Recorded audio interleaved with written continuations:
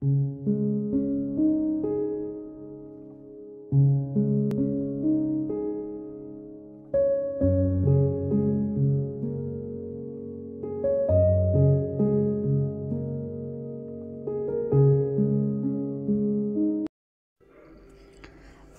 আলাইকুম।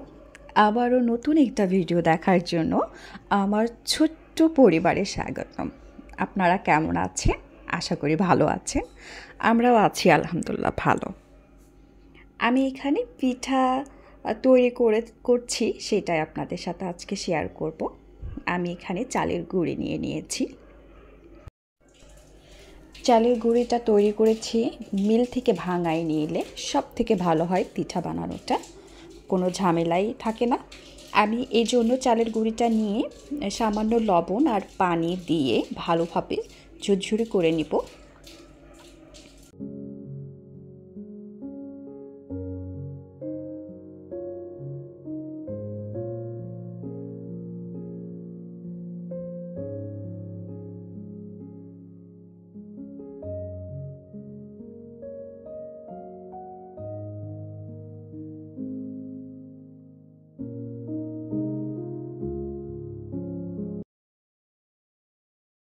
তৈরি হওয়ার জন্য আটাগুলো প্রস্তুত হয়ে গেছে।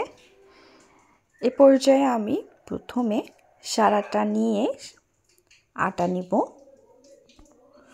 আটা বলতে চালের গুঁড়াটা এভাবে একটু চেপে চেপে নিব।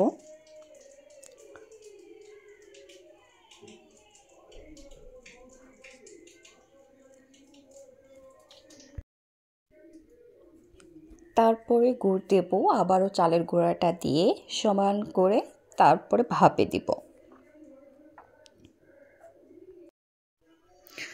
আমার ভিডিওগুলো যদি একটু ভালো লেগে থাকে প্লিজ সাবস্ক্রাইব করবেন আমার চ্যানেলটা, সাথে থাকা ছোট্ট বেল আইকনটি ক্লিক করবেন যাতে পরবর্তীতে আমি কোনো ভিডিও দিলে সর্বপ্রথম আপনার ফোনে নোটিফিকেশন যায়।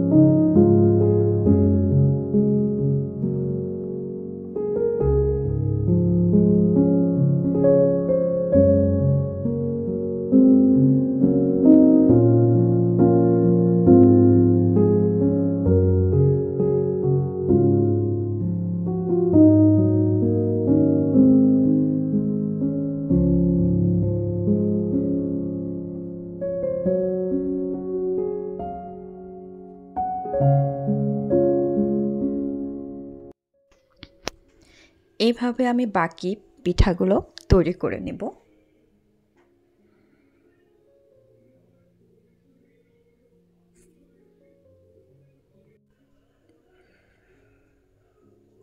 সবগুলো পিঠাই আলহামদুলিল্লাহ ভালো হয়েছে। আমি আবারও বলতেছি, আমার পরিবারে ছোট্ট একটা পরিবারের নতুন আমার সদস্য হওয়ার জন্য আমন্ত্রণ। এই শীতে অনেক পিঠাই কিনে খেয়েছি, কিন্তু নিজে হাতে তৈরি করে পিঠা খাবার মজাই আলাদা। অবশ্য আমার ফ্যামিলিতে সবাই ভাপা পিঠাটা পছন্দ করে,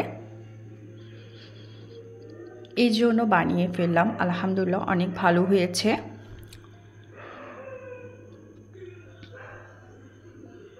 আশা করি আপনারাও বাসায় ট্রাই করে দেখবেন।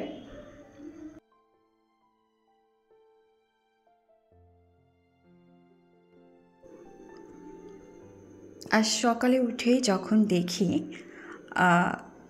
আমার দরজার সাথে ছোট্ট একটা সুন্দর ফুল ফুটে আছে, মনটা ভীষণ ভালো হয়ে গেছে ফুলটা দেখে। তো তখন ভাবলাম যে ফুলটা অবশ্যই আমার বন্ধুদের সাথে শেয়ার করি। ফুলের ঘ্রাণ আর ফুলের সৌন্দর্য যেন আত্মাকে টানে।